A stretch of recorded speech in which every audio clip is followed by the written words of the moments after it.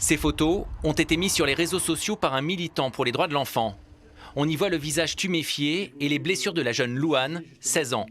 L'adolescente affirme que c'est un éducateur au sein du foyer dans lequel elle était placée qui l'aurait violentée.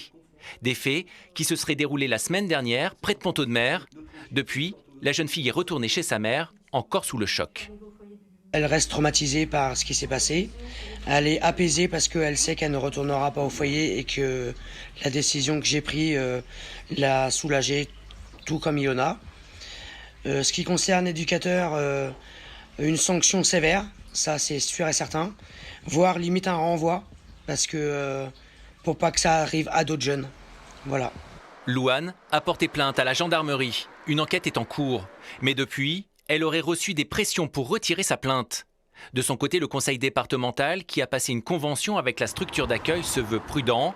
Selon son président, l'éducateur réfute avoir porté le moindre coup sur la jeune fille. L'homme a été placé en garde à vue. Il est actuellement en arrêt maladie, donc pas au contact de jeunes.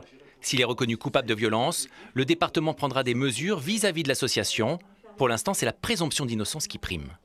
À travers l'agrément de cette structure, il y a des conditions de diplôme, des conditions de casier judiciaire aujourd'hui qui font que cet éducateur peut continuer son activité ou pas.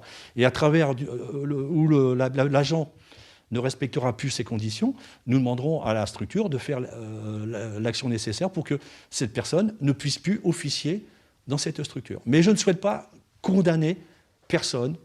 Moi, la priorité aujourd'hui, c'est le résultat de cette enquête. Le département qui rappelle que jusqu'à présent, aucune enquête administrative n'avait été diligentée dans le foyer d'accueil.